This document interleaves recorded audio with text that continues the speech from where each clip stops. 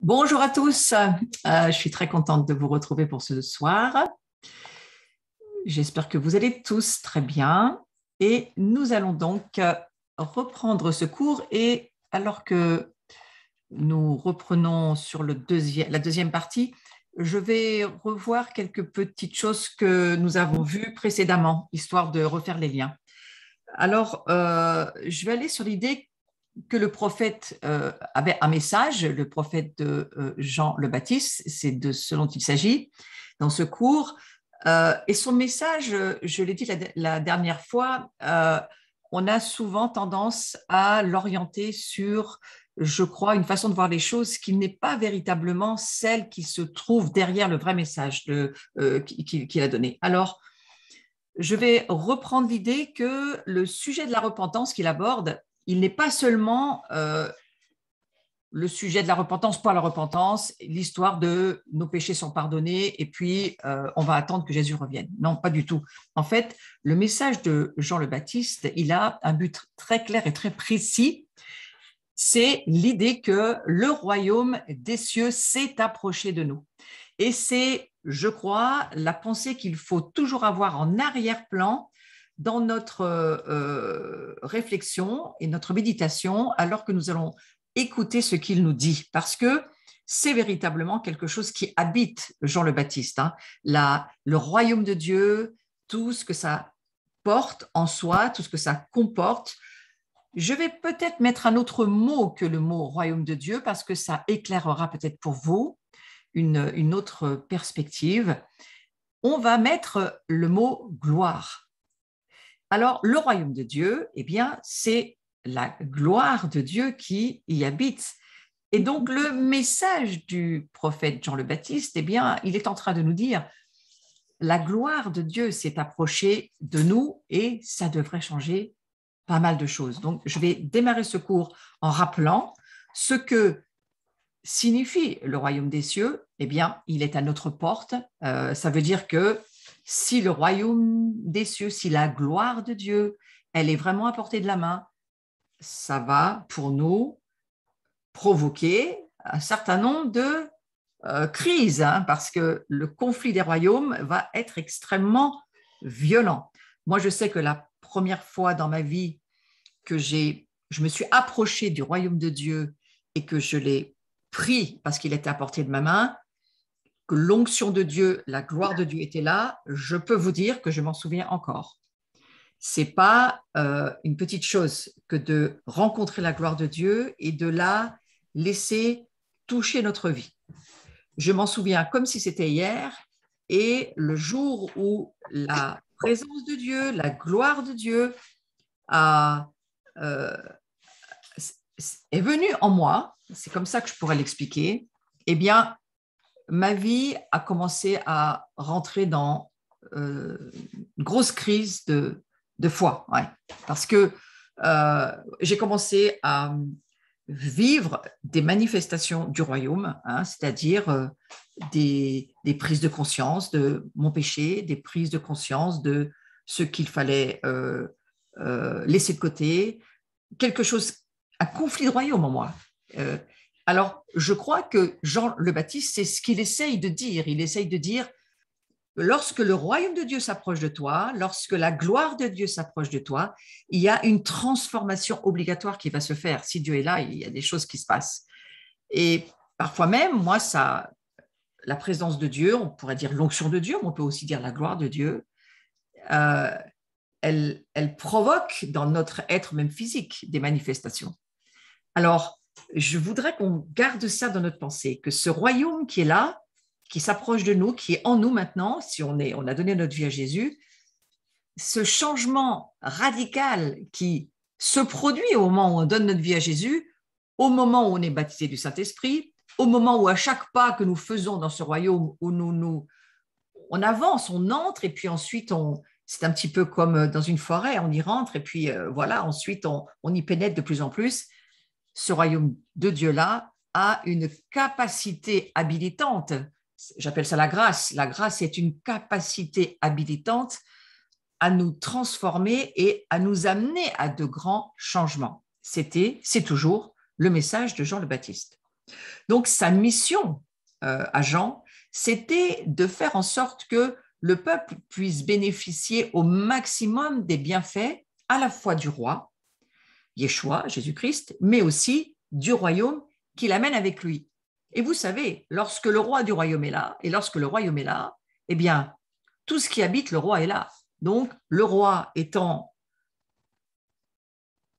glorieux, la gloire est là. Tout ce qui est de la nature de Jésus-Christ nous est proposé. Et l'échange à la croix, lorsque nous donnons notre vie à Jésus, sachant qu'il y a un échange de vie, de nature, je crois qu'il faut commencer à vraiment réfléchir sur le sujet. Donc, je rappelle que la repentance, c'est véritablement un changement radical. Et ça, ce message de Jean le Baptiste, il est là parce qu'il veut nous dire, il y a un autre royaume qui s'approche de vous. Et ce royaume-là, il va être en confrontation avec ce que vous vivez déjà. Et donc, voilà, c'est là où nous en sommes aujourd'hui. Et dans ce cours, c'est ce que nous allons aborder.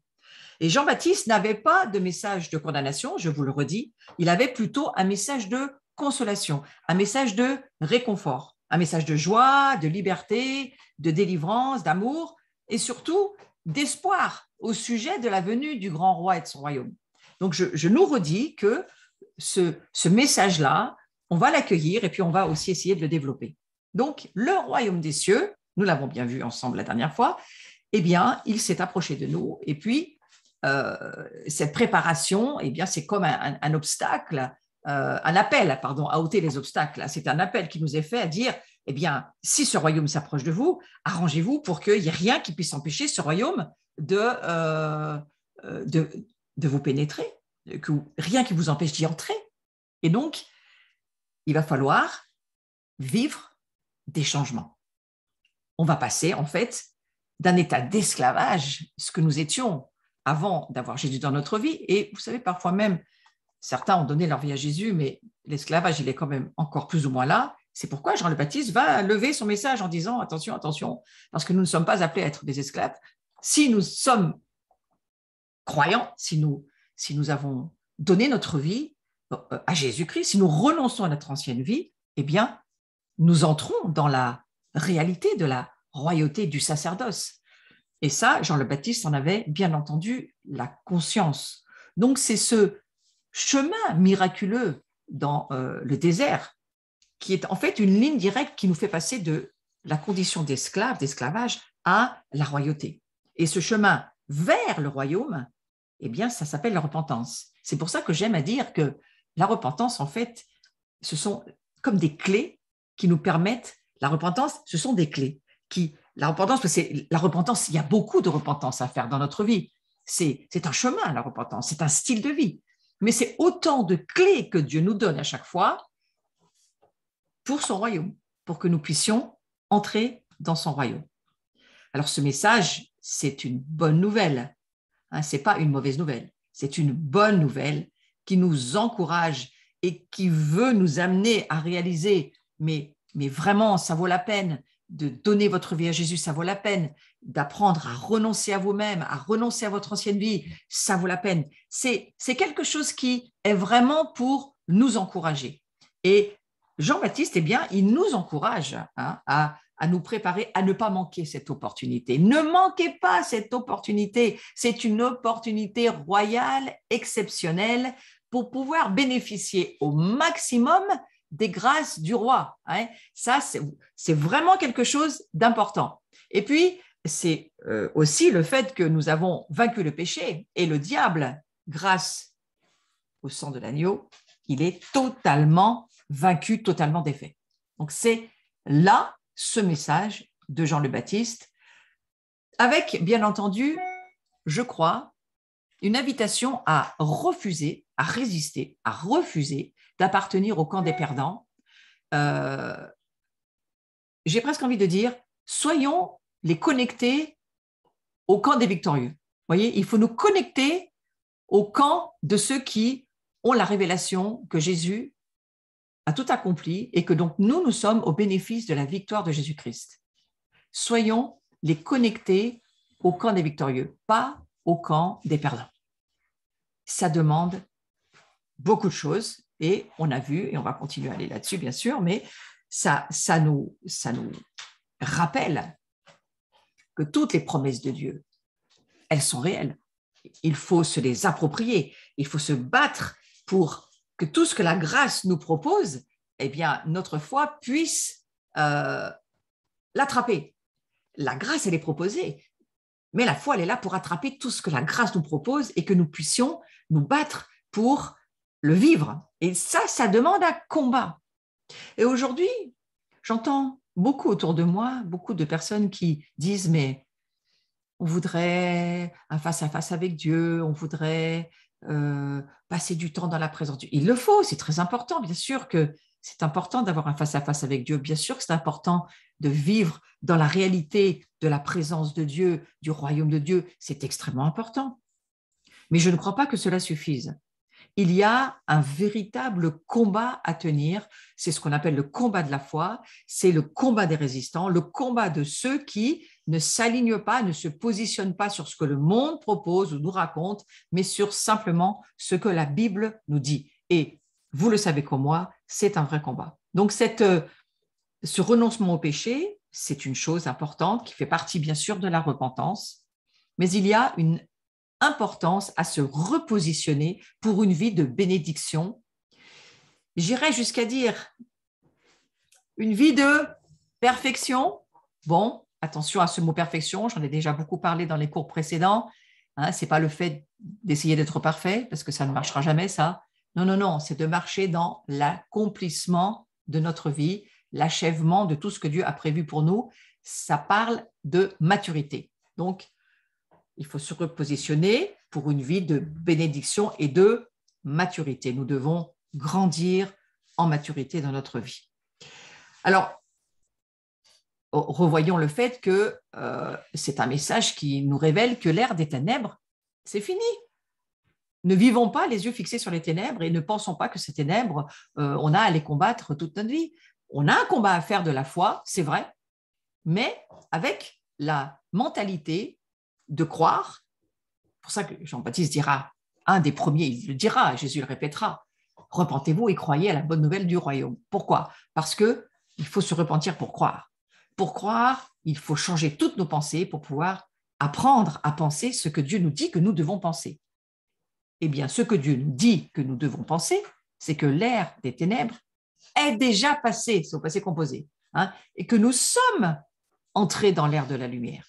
Donc, nous sommes non seulement lumière, mais nous marchons sur un chemin de lumière. Et si nous en étions sûrs, je crois que nous serions beaucoup plus positifs sur notre façon de vivre et de penser.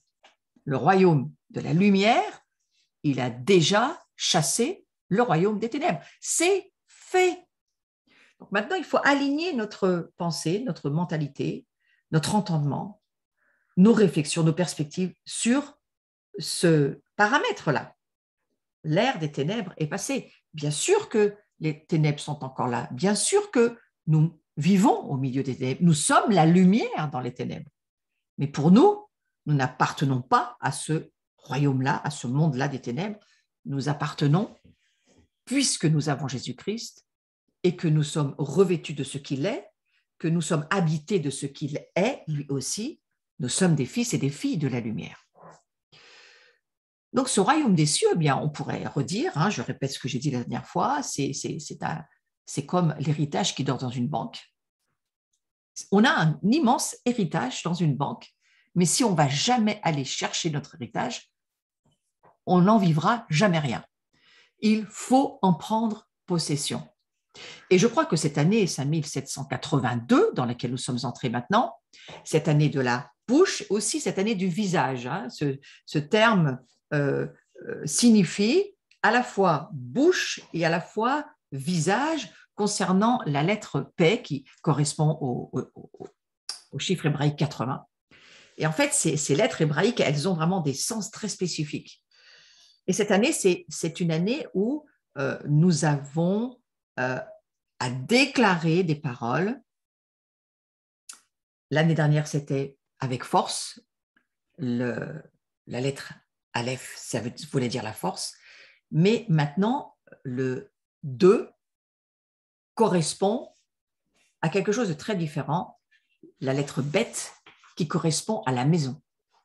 Donc, nous avons devant nous une année où Dieu nous dit, allez-y, parce que non seulement mon royaume est là, mais maintenant, je vais bâtir, je vais construire ma maison. Et ma maison, c'est vous. Donc, revenons, recreusons, cherchons sur les chemins anciens, ce que Dieu nous a déjà dit, mais pour recevoir des révélations fraîches et nouvelles de ce que Dieu veut faire cette nouvelle année. C'est très important de se dire que Dieu est en train de nous dire dans cette année, non seulement tu es ma bouche, mais tu es aussi mon visage, et Dieu cherche à avoir un face à face avec nous pour que nous puissions voir son visage, qu'il puisse voir notre visage. Ça, c'est une chose. Mais aussi le fait que nous allons ensemble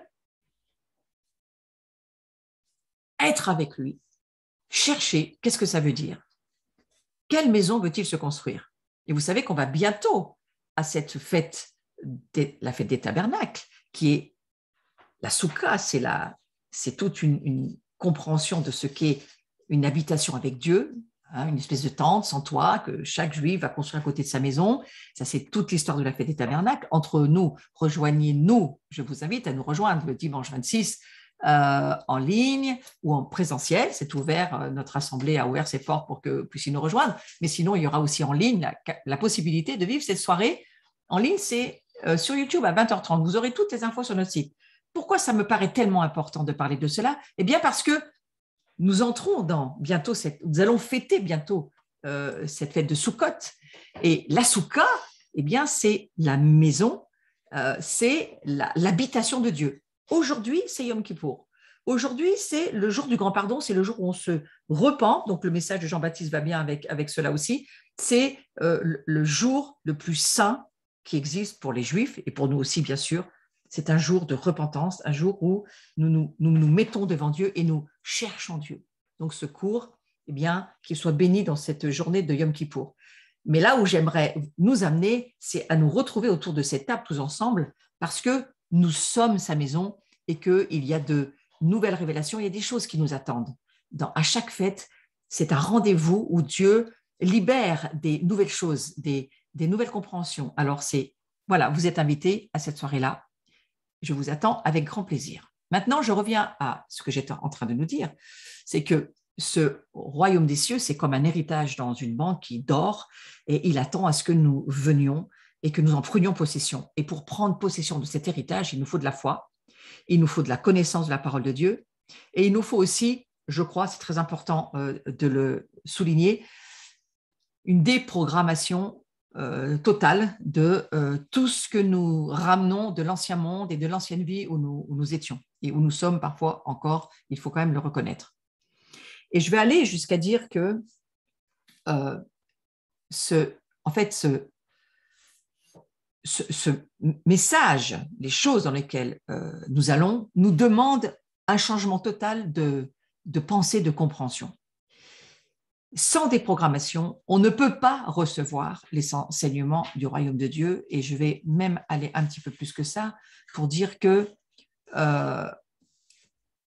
cette repentance, elle nous invite à sortir de l'ignorance parce que beaucoup d'entre nous, nous sommes dans une grande ignorance et nous avons aussi besoin, bien sûr, de nos frères messianiques. La parole de Dieu, elle sort de Sion. Et nos frères, cette famille messianique que nous retrouvons et nous commençons à former cette habitation dont, bien sûr, nous faisons tous partie.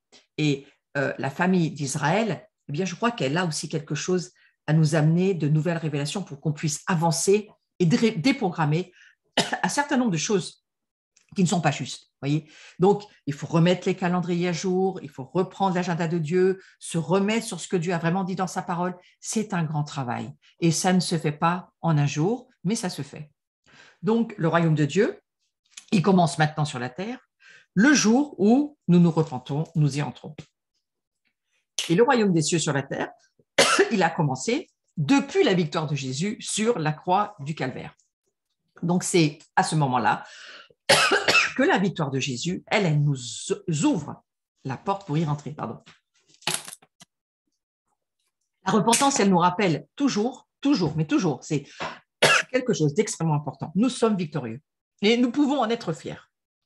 Il faut revendiquer cette victoire et surtout dans ces jours sombres que nous traversons, où les ténèbres s'épaississent de plus en plus, il faut revendiquer la victoire de Yeshua, la déclarer, la dire, la croire et nous environner de cette mentalité-là. C'est extrêmement important.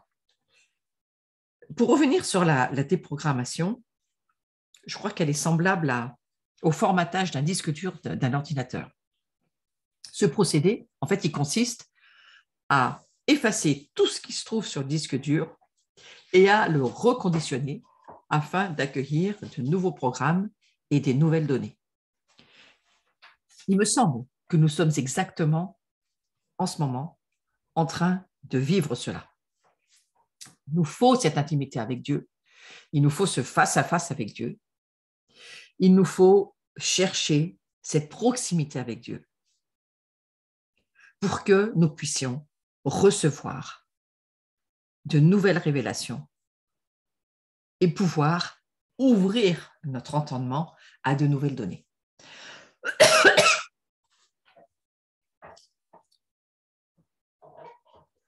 Donc, nous voyons que l'enseignement de Dieu, il est incompatible avec plusieurs mentalités et pratiques de ce monde.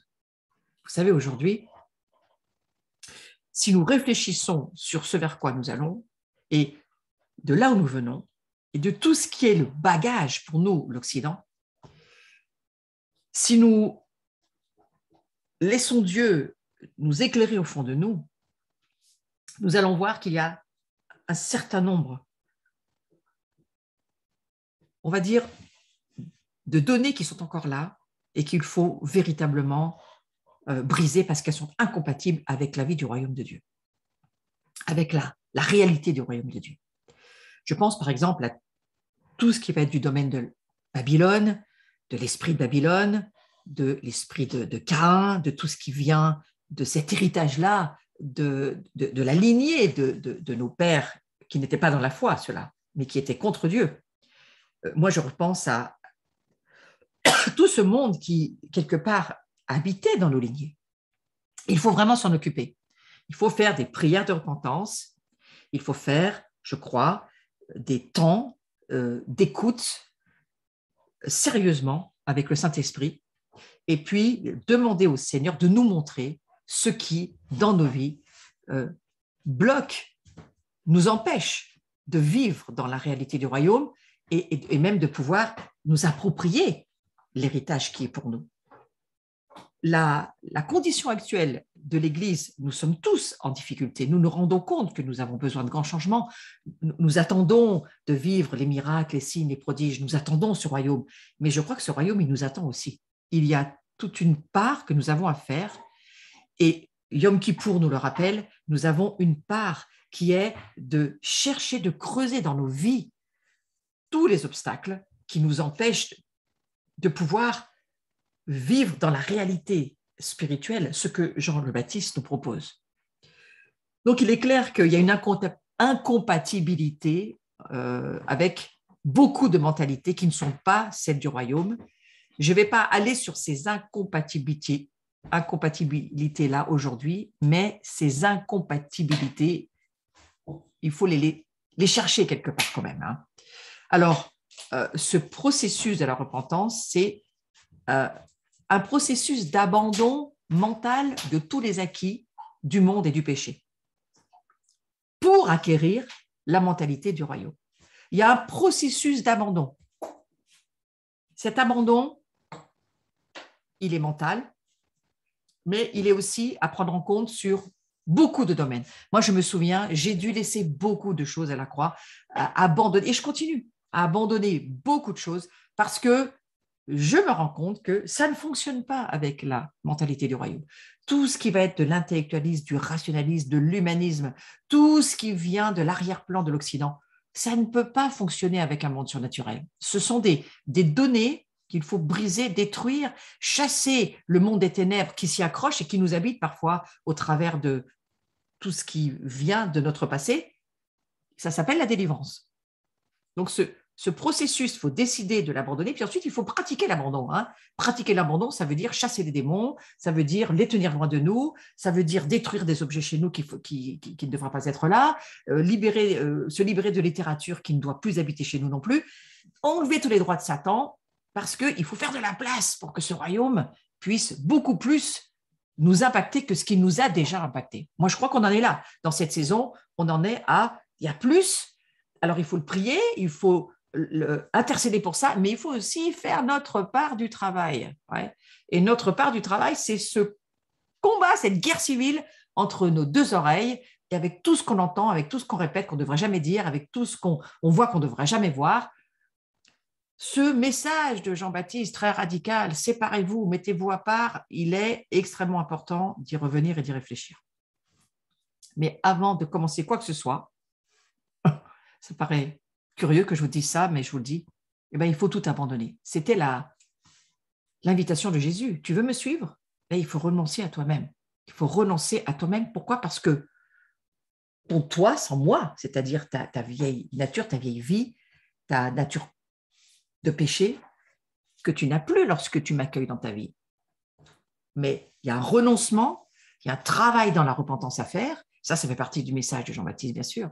Et ce travail-là, c'est ça qui va t'ouvrir la porte à la gloire du royaume de Dieu. C'est ça qui va nous ouvrir la porte à l'incroyable nouvelle identité que nous voulons vivre de sacrificateurs, de rois, de filles de Dieu. Et c'est bien d'en parler, mais est-ce que nous arrivons à le vivre? Alors, réfléchissons à cela d'une façon sérieuse. C'est un renoncement total, absolu de nous-mêmes, de notre environnement. Vous savez ce que Dieu a demandé à Abraham? Quitte ton père, ta mère, ta famille, tout. Suis-moi. Et tant que le père n'a pas été laissé, il a fallu que son père meure pour que Abraham puisse commencer à prendre son chemin. Parce que là, il fallait que la prophétie s'accomplisse au travers d'Abraham. Dieu nous demande de quitter un certain nombre de choses. Il y a besoin de cette obéissance pour vivre la réalité du royaume de Dieu. Alors, si je vais sur ce domaine-là, ce déplacement mental et physique exigé par Dieu, que Abraham a dû vivre, c'est une préparation pour le royaume de Dieu. Et nous aussi, on va avoir à vivre cette préparation-là. Je pense que beaucoup d'entre nous, on a pensé qu'on allait pouvoir vivre comme ça la grandeur, la réalité, les profondeurs du royaume, mais le Seigneur est en train de nous dire non, non, non, non, il y a quelque chose qui ne fonctionne pas. Revenez, recreusez, parce qu'il va falloir revoir un certain nombre de choses dans votre vie pour accéder à cette incroyable bonne nouvelle dont nous parle Jean le Baptiste. En somme, tout ce que Dieu avait demandé à Abraham, c'était une repentance. Qu'est-ce qu'il a vécu, Abraham? Un renoncement total de son identité chaldéenne. Un changement radical pour qu'il agisse en sa faveur par la suite. Et le message de Jean-Baptiste, c'était vas-y Abraham, hein, parce que si on regarde le message de Jean-Baptiste par rapport à ce qu'a vécu Abraham, eh bien, vous voyez, Abraham, il est quand même tout ce qu'il a vécu, accompli avec Dieu, c'est extraordinaire.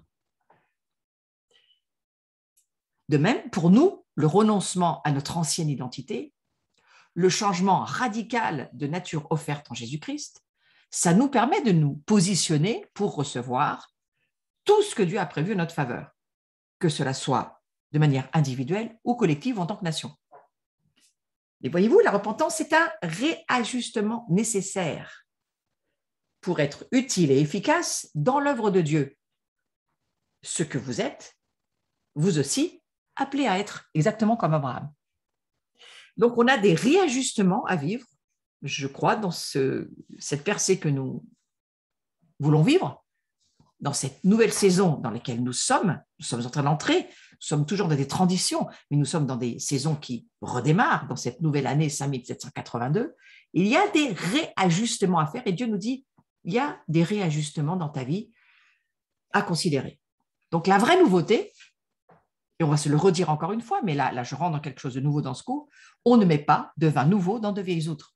Dieu veut mettre son vin nouveau, ça c'est Jésus-Christ qui nous le dit, mais il ne peut pas le faire à l'heure actuelle, parce que visiblement, il y a en nous, je ne dirais pas que nous sommes une vieille outre, mais il y a des choses qui sont encore là, qui ne doivent plus être là, il y a des réajustements à faire, il y a des renoncements à reformulé, il y a quelque chose à laisser, à abandonner pour plus que ce que nous avons déjà. Parce que nous voulons tous plus que ce que nous avons. Donc, le renouveau total de la repentance défend de mélanger du neuf avec du vieux. C'est pourquoi Dieu insiste. Il dit, nous changeons de saison, nous passons à quelque chose d'autre, nous creusons ou nous montons, nous allons plus loin, nous avançons dans la saison dans laquelle nous sommes finitives, nous allons entrer dans des temps extrêmement durs de tribulation, mais pour son royaume, Dieu dit, vous allez entrer dans ma gloire. Waouh! Moi, je pense que vous en avez envie. Moi aussi, j'ai envie de vivre beaucoup plus de la gloire que ce que j'en vis. Ouais. Mais voilà, Dieu nous dit, attention, on ne mélange pas le neuf avec le vieux. Et puis, quels ont été tes choix? Qu'est-ce que tu as fait la saison passée? Est-ce que tu étais vraiment aligné à ce que je t'ai demandé? Est-ce que tu es tombé dans des excès? Est-ce qu'il y a un renoncement de taille à faire? Il y a des choses à revoir. Réajustement nécessaire. Dieu nous a même dit réinitialisation. Certaines de nos vies, je vous le dis, il va falloir réinitialiser exactement comme pour un iPhone. Il va falloir changer tout et revoir autrement si nous voulons passer à ce nouveau niveau, on pourrait dire ça comme ça, dans lequel Dieu nous attend. En tous les cas, où nous voudrions aller. Je parle toujours du royaume et de la gloire de Dieu. Pour revenir au mélange, on ne peut pas mélanger du neuf avec du vieux parce que le produit de ce mélange, il ne peut pas être neuf. Il sera toujours sali par le vieux. Donc, et c'est même plus dangereux que de rester dans notre vieil état. Les chrétiens à moitié repentis, il y a un peu de vieux mélangé à du nouveau, ils sont plus dangereux que les païens parce qu'ils deviennent une proie facile pour le diable. Et puis, c'est une porte grande ouverte pour les attaques sur l'Église. Est-ce que c'est peut-être le cas pour certains d'entre nous? Eh bien, on doit se poser la question. Paul, il a abordé le concept de renouvellement du chrétien dans presque toutes ses lettres aux églises. Et il insiste beaucoup sur la notion de la mort de la vieille nature, du revêtement de la nouvelle nature pour s'ajuster à la nature divine. Donc, nous en sommes là. Nous avons des réajustements à vivre. Nous le reconnaissons tous. Dieu l'a dit à l'Église globale. Donc, acceptons ce que Dieu est en train de nous dire. Donc, c'est avec cette nouvelle nature, produit de la repentance, que nous pouvons connaître les choses nouvelles, c'est-à-dire la volonté de Dieu, son projet de royauté pour l'homme. Avec la vieille nature, c'est-à-dire, selon Paul, ce que Paul appellera le vieil homme, on ne peut comprendre ni vivre sur la terre de vie royale. La vieille nature, elle ne peut pas ni rentrer, ni même penser à la royauté. C'est impossible. Alors, ça fait plus d'une année, et j'ai mis beaucoup d'enseignements sur ma chaîne YouTube concernant ce sujet. Je redis ce que je crois d'une façon très forte encore aujourd'hui, c'est que la séduction la plus grande, la plus lourde, la plus forte de la fin des temps, dans lequel les hommes vont tomber, c'est la séduction de la chair. Ce sont les chrétiens qui vivent en pensant être spirituels, mais ils vivent dans leur chair avec des choix charnels et qui n'ont rien de spirituel et qui vivent la vie qu'ils ont envie de vivre où Dieu n'a rien à voir là-dedans. Donc, quand je vous dis il faut abandonner, oui, peut-être qu'un certain nombre d'entre nous, il faut y réfléchir et il y a peut-être tout de nouveau à abandonner. Non pas parce que ce qu'on a fait n'était pas bon, mais je vous dis, on ne mélange pas le vieux et le neuf. Et en plus, Dieu continue à nous dire que pour connaître des choses nouvelles, il faut vraiment chercher la parfaite volonté de Dieu dans la nouvelle nature que nous sommes, pas dans les vieux comportements d'avant. Alors, Paul, il explique que Dieu nous a sauvés dans sa miséricorde par le bain de la nouvelle naissance et du renouvellement du Saint-Esprit. Ça, vous pouvez lire ça dans le livre de Tite, au chapitre 3, au verset 5. Et il nous explique aussi, Matthieu nous dira, la nouvelle vie en Jésus implique donc une nouvelle mentalité pour un nouveau royaume, afin que les deux se conservent. Donc, aucun mélange, c'est ce que je crois, Dieu nous dit pour ces jours. Yom Kippour, aucun mélange. Vous savez, la fête de Pâques, on voit chez les Juifs, si vous avez déjà été en Israël, ils brûlent le levain, et le levain qui représente le péché. Et ils font tout ce qu'ils peuvent pour qu'il n'y ait pas un bout de pain ou de levain qui traîne. Hein. Le levain, c'est comme le pain, c'est-à-dire tout ce qui représente le péché qui traîne. Et ils s'interdisent. Alors, bien sûr, ils sont sous la loi. Nous, on n'est pas sous la loi. Mais attention, ça n'empêche pas. L'idée de ne pas mélanger le nouveau avec le vieux, ça nous montre que Jésus n'exigeait rien de moins qu'une repentance totale, sans compromis. Mes frères et mes sœurs, qui vit sans compromis? Laissons-nous interpeller par le Seigneur. Acceptons que ce jour du Yom Kippour, Dieu nous dise, eh bien voilà, tu vois, je trouve qu'il y a un peu trop de mélange dans ta vie. Il faudrait juste que maintenant tu prennes un peu de temps avec moi et puis que tu regardes avec le Saint-Esprit où est-ce qu'il y a trop de mélange et où est-ce qu'il faut renoncer, laisser, te séparer. C'est 2 fois, nous lisons dans le livre de l'Apocalypse, sors de Babylone. La Babylone, ça représente quoi aujourd'hui? Ce n'est pas seulement la ville qui est tombée quand il est en exil, hein, en Asie mineure, en Mésopotamie. Ce n'est pas de ça dont il est question. La Babylone dont il est question à l'heure actuelle, celle qui n'est pas encore tombée, et c'est celle qui nous fait tomber justement. C'est-à-dire tout ce qui est là avec sa convoitise, son commerce, ses désirs, c'est tout ce qui nous entoure de ce monde. C'est la Babylone. Attention. Donc cette nouveauté dont parle Jésus, dont parle Jean-Baptiste, cette nouveauté, elle initie une nouvelle relation avec Dieu, une nouvelle vision du monde, ce qui induit absolument un rejet total de notre ancienne identité. Alors, nous avançons dans notre nouvelle identité de gloire en gloire, de révélation en révélation. Pour certains, vous savez que vous êtes des sacrificateurs. Pour d'autres, vous êtes en train de le découvrir.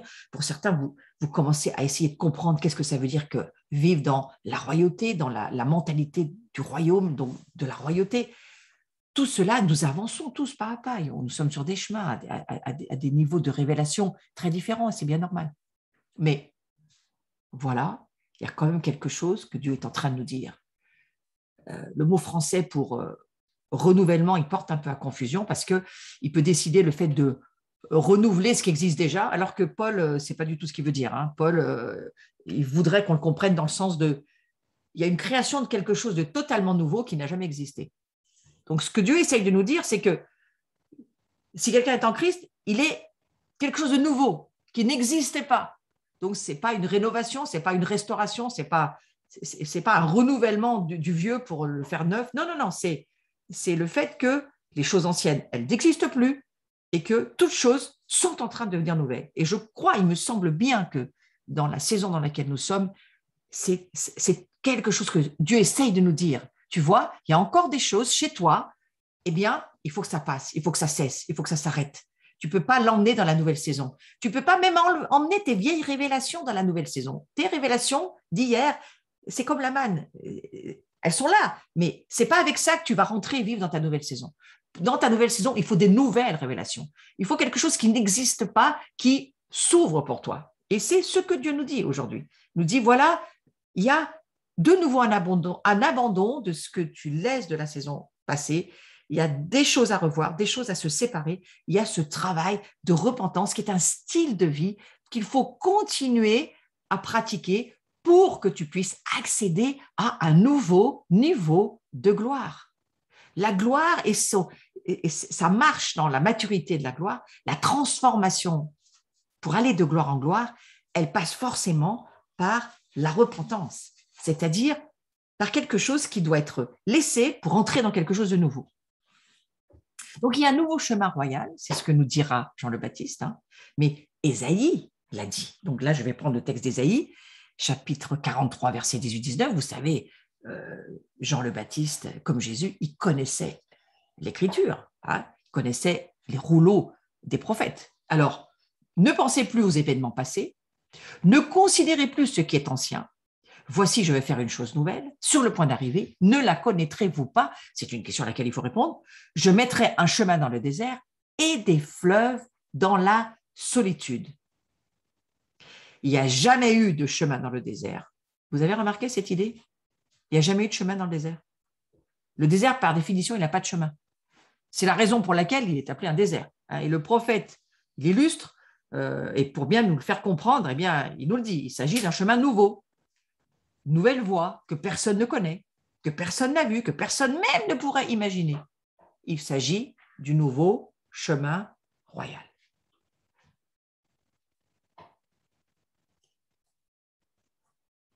Si je reprends ce verset, vous voyez, ne pensez plus. Vous voyez où ça se passe?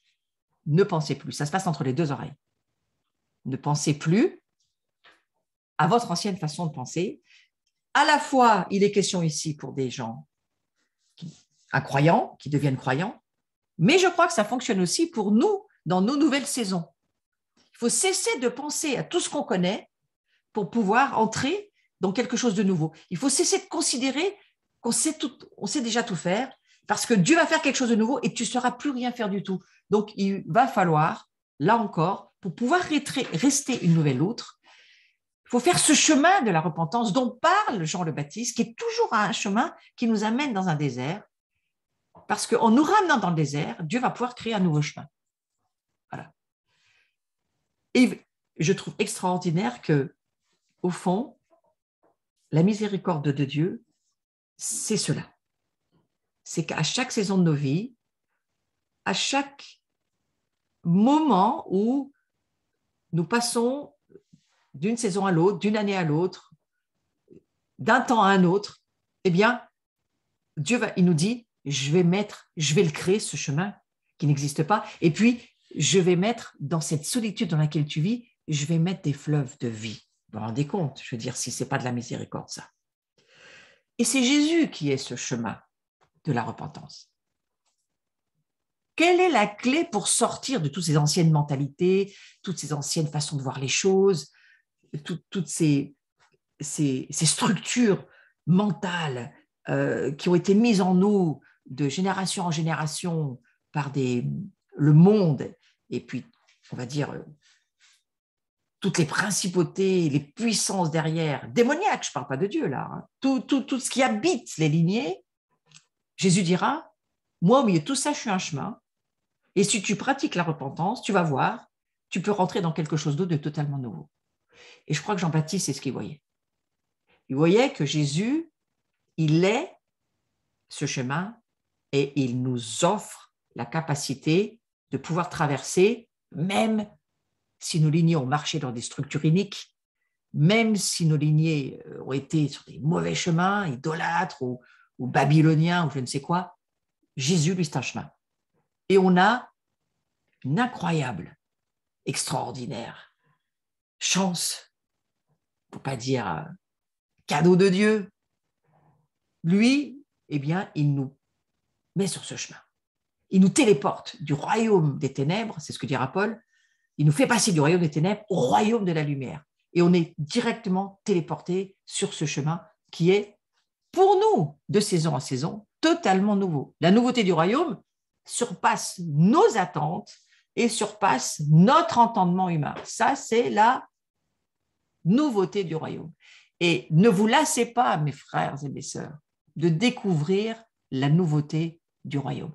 Dites-vous qu'il y a beaucoup plus que ce que vous connaissez. Moi, c'est ce que je me dis. Il y a beaucoup plus que ce que je sais aujourd'hui. Il y a beaucoup plus que ce que mon entendement me dit, ou mon esprit, ou là où j'en suis. Il y a beaucoup plus. Je sais qu'il y a beaucoup plus. Dieu veut ramener sa gloire sur la terre, et c'est le message de Jean le Baptiste. Dieu veut ramener son royaume sur la terre. Il le met à portée de nos mains, mais il y a beaucoup plus que ce que nous connaissons au travers de chaque saison de gloire que Dieu nous accorde. Donc, l'attachement aux fautes commises et même les anciens succès limite notre imagination ou notre conception de ce que peut signifier totalement nouveau. Donc, il faut se détacher de ce à quoi nous sommes attachés et que le Saint-Esprit nous le montre. À quoi sommes-nous attachés? À quel, on appellera ça péché, c'est-à-dire ce qui nous empêche d'avoir le centre de la cible. Hein. Péché, c'est rater la cible. Donc, qu'est-ce qui fait qu'on n'arrive pas à voir la cible? Quels sont ces attachements? Que Dieu nous les montre.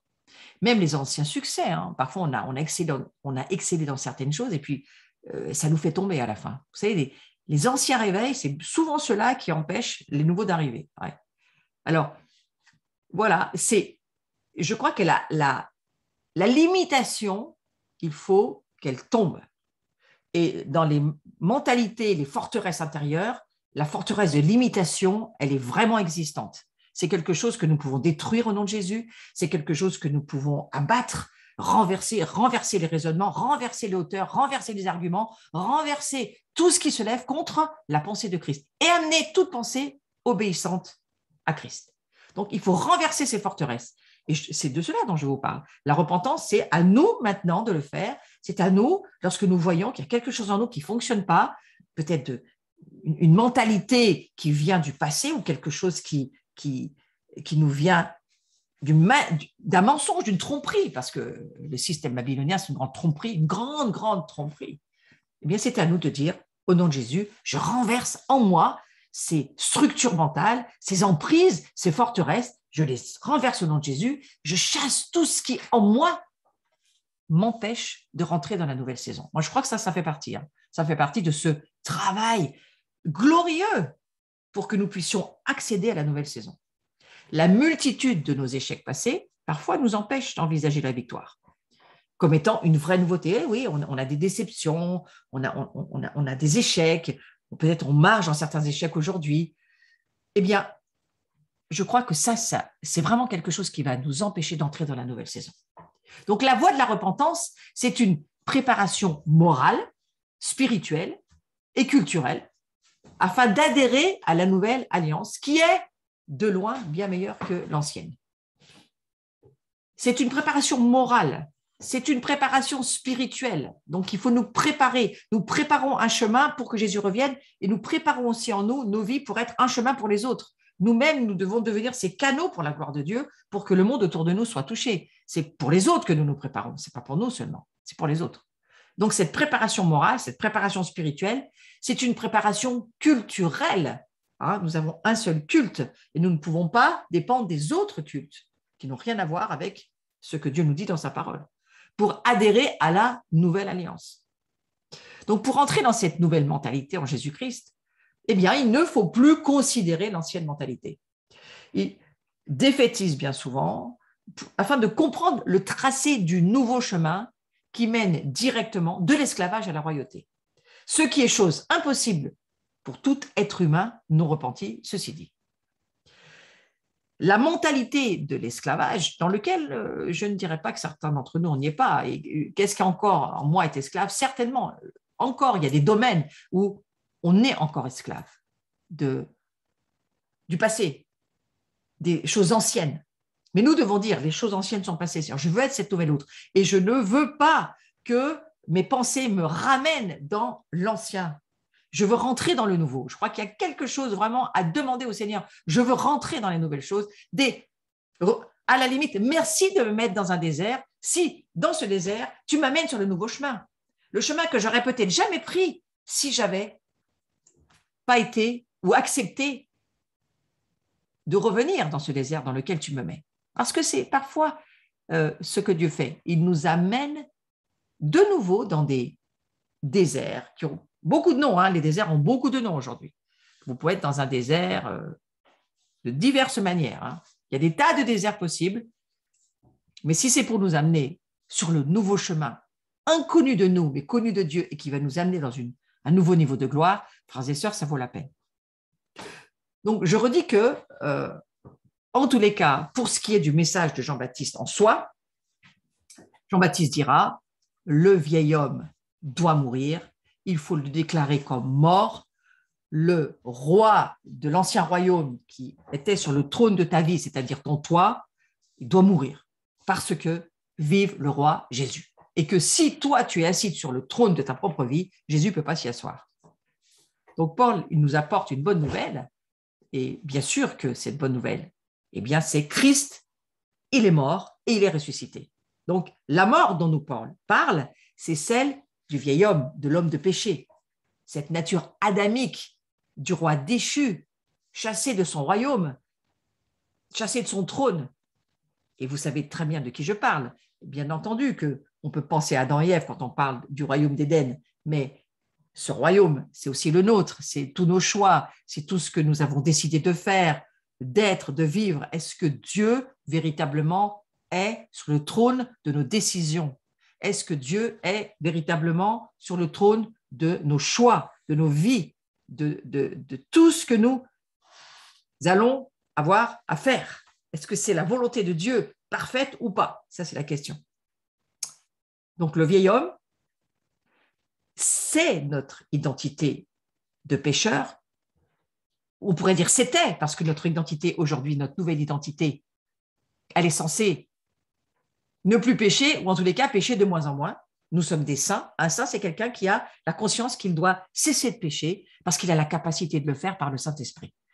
Nous sommes inexcusables de ne pas le croire. Nous devons croire ce que Jésus nous dit. Jésus fait de nous une nouvelle nature. Alors, j'ai entendu, il n'y a pas si longtemps que ça, sur une vidéo, un enseignement de nouveau qui redisait nous avons deux natures, une blanche, une noire, et c'est la nature que nous nourrissons, que nous devenons. Mais ça, c'est juste terriblement mensonger, c'est juste terriblement faux. C'est absolument impossible de croire ça. Jésus sur la croix, il a fait un échange de nature. Il nous a donné sa nature pour prendre la nôtre.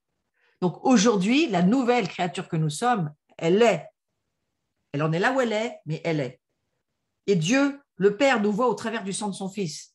Et le Père nous accepte dans sa présence grâce à Jésus. Et nous devons voir cette victoire au travers de Jésus. Et cette gloire qui nous est donnée par grâce.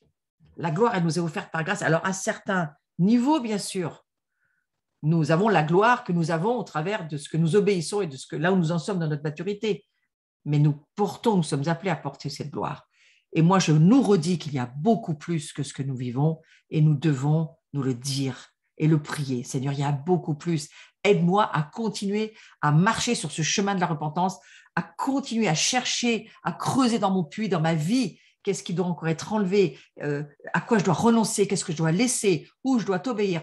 Parce que ce qui m'attend, c'est de laisser le bon pour le meilleur. Et ce qui nous attend tous, frères et sœurs, c'est la gloire de Dieu. C'est le royaume de Dieu. Dans son achèvement, dans son accomplissement, il y a un royaume de Dieu qui a été accompli par Jésus. Et Dieu veut nous le ramener, il veut nous aider à marcher dedans. Et c'est le message de Jean le Baptiste. Mais pour que le vieil homme meure réellement, on a besoin de renoncer à tout ce qui nous est familier et qui constitue notre bagage identitaire. Tout ce qui est familier. C'est peut-être notre nation, notre race, notre culture, notre emploi, nos diplômes, notre hobby, nos richesses, notre noblesse, notre propriété, notre passé.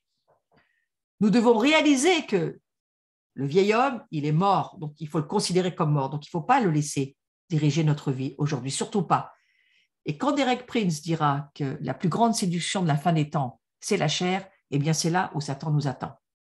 Il nous dit, alors, tu vis vraiment sur la plateforme de la grâce de Dieu, tu vis vraiment séparé de ce monde, vraiment séparé de ta propre vie, de tes propres désirs, tes choix personnels, tu vis vraiment séparé de ta vieille personne ou pas? On doit réaliser que notre vieil homme n'est pas constitué que de mauvaises choses, hein, parce que ce que nous sommes aujourd'hui, la nouvelle création que nous sommes, nous le sommes grâce à Dieu et nous ne perdons pas ce que nous sommes. Mais la vieille nature, elle doit être crucifiée à la croix. Et nous ne pouvons pas le faire en un jour. Nous le faisons sur le chemin de notre vie, dirigé par le Saint-Esprit, qui nous demande à chaque saison de faire des choix, parce que la gloire, c'est une affaire de transformation. La gloire, c'est une transformation qui se fait petit à petit. Donc, je nous encourage à ne surtout pas nous décourager, mais au contraire, à désirer continuer à marcher sur ce chemin de la repentance dont nous parle Jean-Baptiste pour que nous puissions porter plus de gloire au monde autour de nous. Pour revenir à cette affaire de la mort du vieil homme, c'est la fin d'une vie qui est dirigée et motivée par les désirs de la chair. C'est là où nous devons être très conscients et très prudents avec notre chair. La chair, elle est chère, elle ne vaut rien. C'est ce que dit le Nouveau Testament. La chair ne peut pas diriger, la chair ne peut pas avoir accès au royaume de Dieu. La chair n'est pas spirituelle. La chair n'est pas faite pour diriger notre vie. C'est de ce fait, nous devons réaliser que la vieille nature qui est en nous, nous la considérons comme morte et la chair en aucun cas ne doit devenir le roi de notre vie. Ce n'est pas notre âme ni notre corps, c'est ça que représente la chair, ce n'est ni notre âme ni notre corps qui doit diriger notre vie, mais bien le Saint-Esprit. Donc il y a, je crois, des réajustements que Dieu nous demande de faire pour que nous puissions continuer sur ce chemin et avancer de gloire en gloire et jusqu'à arriver à l'achèvement, à l'accomplissement de notre destinée. Donc c'est un chemin sur lequel il faut continuer de marcher. Et la mort de ce vieil homme, eh bien, c'est surtout le fait de ne pas se conformer à ce monde déchu, c'est ce que dira Romains 12. Hein, ne vous conformez pas à ce monde, mais réorientez toutes vos pensées pour pouvoir comprendre la volonté de Dieu. Sans cela, vous n'entendrez pas, vous ne comprendrez pas la volonté de Dieu. Non seulement il faut offrir nos corps en sacrifice vivant, hein, bien sûr, mais il faut réorienter toutes nos pensées. Et donc, pour cela, eh bien, il faut bien saisir qu'il y a une non-conformité à ce monde que Dieu nous demande. Parce que ce monde, il est déchu, et parce que ce monde, il est corrompu, et qu'il n'a rien à voir avec le royaume de Dieu. Donc, c'est la répudiation de notre passé et de notre ego. Nous voulons grandir dans la nouvelle créature que nous sommes, eh bien, il faut répudier, continuer à le faire. Vous savez, les démons, ça se chasse, ça part une fois pour toutes, pour la plupart du temps, ça part, c'est instantané, mais la crucifixion, c'est quelque chose que nous refaisons tous les jours. C'est un choix de vie, c'est un style de vie, le renoncement à soi, la crucifixion de sa chair dont je suis en train de vous parler, de notre passé, de notre ego, de tous nos choix, tous nos désirs, je veux, je pense, je sens, tout cela, il faut à chaque jour le crucifier. Pourquoi? Pour que nous puissions porter plus de gloire, ramener plus du royaume de Dieu, être habité par un plus grand poids de gloire, être gouverné par le Saint-Esprit et pas par nous. Donc, c'est dans ce sens que nous pouvons comprendre la repentance. C'est le renouvellement de l'intelligence dont parlera Paul. J'en ai beaucoup parlé dans les cours de l'année passée. Retournez-y si vous avez besoin. Donc, renoncer au vieil homme, je vais juste rappeler ce que ça veut dire. Ça veut dire ouvrir la porte au nouvel homme. Vous voyez, c'est comme quand on rentre dans une nouvelle saison. Lorsque nous naissons de nouveau, lorsque nous naissons d'eau et d'esprit, nous rentrons dans le royaume de Dieu, nous ouvrons la porte au nouvel homme. Pourquoi? Pour que Jésus puisse entrer dans notre vie. Et Jésus, il entre dans notre vie. Et il vient souper avec nous. C'est tout ce qu'il désire faire. Et il nous envoie le Saint-Esprit pour que nous puissions grandir dans la nouvelle créature que nous sommes. Et donc, il y a ce combat à grandir dans la nouvelle créature que nous sommes, et puis à renoncer à tout ce qui est passé, à tout ce qui est ancien, tout ce qui est vieux, en sachant que ça n'existe plus, mais que ça peut toujours nous contrôler si nous le croyons. Attention. Donc, il faut renoncer au premier Adam pour accueillir le second Adam, Jésus-Christ, Yeshua, Mashiach. Il faut accueillir Yeshua. Il faut décider de se dépouiller de son passé. C'est nous qui nous dépouillons, ce n'est pas Dieu qui nous dépouille. Dépouillez-vous, Dieu le dira dans le Nouveau Testament, dépouillez-vous de toutes les œuvres de la chair. C'est à vous d'y renoncer, de ne pas vouloir suivre cette tyrannie de la chair. Parce que nous ne vivrons rien de ce qui sera du royaume de la gloire de Dieu si nous faisons cela. Et puis, il faut disposer son cœur pour que Dieu implante en nous sa nouvelle culture, celle du royaume des cieux. Dieu veut implanter en nous, il met des semences en nous, mais ces semences, vous connaissez la parabole du semeur. Sur quoi cette semence tombe? Quel genre de terrain? De quelle manière nous vivons? Qu'est-ce que nous faisons de cette semence? Comment nous laissons grandir cette semence? Autant de questions auxquelles il faut répondre. Donc, il y a, je crois, une prière à faire. Et nous allons la faire ensemble et nous allons la lire ensemble sur les visuels. Nous prions pour que le règne de ce monde meure en nous. Prions-le ensemble et lisez-le à haute voix chez vous. Ça me semble extrêmement important. C'est une prière qui va sceller ce que je viens de vous enseigner. Donc, nous prions pour que le règne de ce monde meure en nous et pour que vive le règne de Dieu dans notre vie.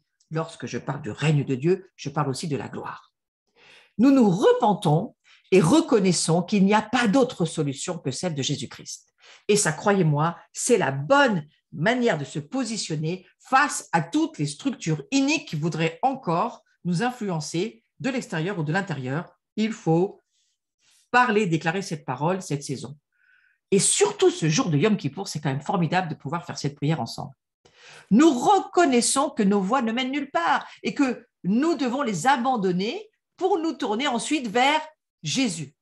Donc il y a bien le mot abandonner. Nous devons abandonner ces mauvaises voies jusqu'à ce que nous cessions de suivre nos propres voies, nous périssons. Notre choix d'aujourd'hui, c'est de suivre Jésus-Christ et la volonté de Dieu. Amen. Passons à la prière suivante. Nous reconnaissons notre échec sur nos propres plans et nous renonçons au premier Adam et à l'héritage négatif qui lui est attaché. Nous renonçons à notre vieille nature de pécheur et nous renonçons à faire de ce monde notre modèle. Sachez que toutes les principautés et les puissances nous entendent. Nous décidons de ne plus nous conformer à ce monde et à ne plus nous rattacher à ces valeurs. Amen, que le Saint-Esprit nous aide. Continuons cette prière. Dites-la à haute voix, déclarez-la avec foi.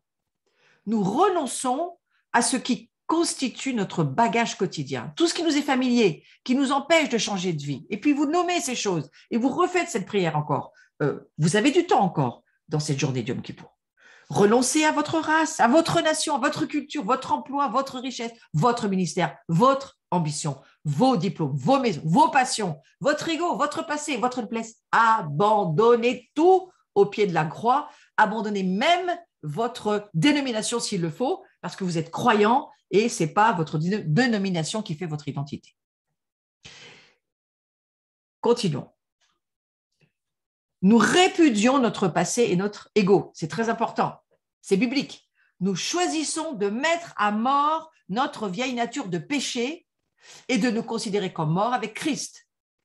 Je me décide de me considérer comme mort et je décide que ma vieille nature de péché est mise à mort au nom de Jésus et je me considère comme mort avec Christ. C'est très important cette prière. Ce n'est plus nous qui vivons, mais Christ qui vit en nous. Nous accueillons le dernier Adam, Jésus-Christ, et nous disposons nos cœurs afin que Dieu y implante sa nouvelle culture, celle de son royaume. Prions-le, demandons-le, que Dieu y implante sa nouvelle culture. Et cette nouvelle culture, elle viendra aussi par toutes les repentances que nous pratiquerons. Nous nous engageons à laisser la croix de Jésus-Christ opérer en nous les libérations dont nous avons besoin et dont la Bible nous parle. Et pour cela, vous lisez le livre des Galates et vous serez vraiment éclairés. Nous nous engageons à continuer à renouveler notre intelligence afin que nous puissions connaître la volonté parfaite de Dieu pour notre vie et notre destinée. Et nous prions au nom de Jésus et nous remercions le Saint-Esprit qui vit en nous et qui nous a promis qu'il nous enseignera toutes choses et qu'il nous conduira dans toute la vérité. Amen. Et je vais terminer avec ceci. Le roi est mort. Vous parlez de votre ancienne nature. Vive le roi. Vous parlez de Christ en vous. Et si l'ancien roi ne meurt pas, il n'y aura pas de place pour le nouveau roi, Jésus. Donc, vous voyez que la repentance est une bonne nouvelle. Elle marque le départ du roi méchant que nous étions, corrompu, pour que Christ, le nouveau roi, prenne toute la place. La vraie nouveauté, et je vais terminer avec ce visuel-là, la vraie nouveauté, c'est que le royaume des cieux descend sur terre, proposant aux humains d'y accéder par une simple repentance. Le message de Jean-Baptiste, c'est de dire le royaume des cieux descend sur terre, sachez-le. Ésaïe l'avait déjà dit, si tu déchirais les cieux, Jésus l'a accompli, Jésus a accompli la prophétie d'Ésaïe, il est descendu des cieux, il a manifesté la prière d'Ésaïe, il a déchiré les cieux, le voile s'est déchiré, il est venu sur la terre. Il est remonté aux cieux pour nous envoyer le Saint-Esprit. Et aujourd'hui, le royaume des cieux, il est proposé à tout le monde. Nous y accédons par la repentance. Une simple repentance qui dit « Oui, Seigneur Jésus, viens, je t'accepte comme le Seigneur et Sauveur de ma vie, j'accepte que tu prennes mes péchés, j'accepte que tu deviennes le roi de gouvernement sur le trône de mon cœur, oui, Seigneur Jésus, viens. L'Esprit et l'Épouse disent viens du reste. Et si je vis, ce n'est plus moi qui vis, c'est Christ qui vit en moi. Voilà pour aujourd'hui. C'était un excellent cours qui, je ne l'ai pas fait exprès, mais correspondait avec la fête de Yom Kippour. Alors, je vous souhaite de bien terminer cette journée, que vous puissiez rester dans l'écoute. C'est un jour important. C'est un jour que Jésus a lui-même accompli pour nous. Il y a cette grande joie de se dire le sang de Jésus, l'amour de Christ pour nous. Il a donné sa vie pour que nous puissions tous aujourd'hui goûter et habiter au milieu de sa gloire en nous et qui vit pas seulement en nous, mais aussi au milieu de nous, c'est quand même quelque chose de merveilleux. Voilà, je vous souhaite une très, très belle soirée, une belle soirée de Yom Kippour. Passez une agréable soirée. À très, très bientôt. La semaine prochaine, nous nous retrouvons. Quelques petites annonces avant de vous quitter. Je voudrais juste vous rappeler, donc soyez avec nous autour de la table pour cette fête que nous souhaitons tous ensemble, la fête des tabernacles. Vous trouvez toutes les infos sur le site, du reste, qui sera donc le dimanche 26 à 20h30 en ligne. Et puis, il y aura aussi ma journée. J'ai une journée que je fais en présentiel, donc bienvenue si vous voulez venir. Je ne sais pas si Bruno peut nous mettre le présentiel, le visuel ou pas, mais cette journée, donc, c'est… non, moi, je ne l'ai pas sur l'écran. Voilà, si vous pouvez la voir, ça sera bien. Merci. Voilà, c'est le samedi 25 septembre de 10h à 17h. Nous nous retrouvons dans la salle de l'abri, mais vous pouvez aussi suivre en ligne. Il suffit juste de s'inscrire sur le site et ma journée, elle se fera autour de la miséricorde de Dieu. La fête des tabernacles, je vous en ai parlé tout à l'heure. Voilà le visuel qui apparaît et vous retrouvez toutes ces infos sur notre site et tous les enseignements sur ma chaîne YouTube que vous pouvez voir ici à l'écran. Voilà, je vous souhaite une excellente fin de soirée. Vous pouvez aussi bénir mon travail si vous le souhaitez. Je vous souhaite une très, très, très belle soirée. À très bientôt.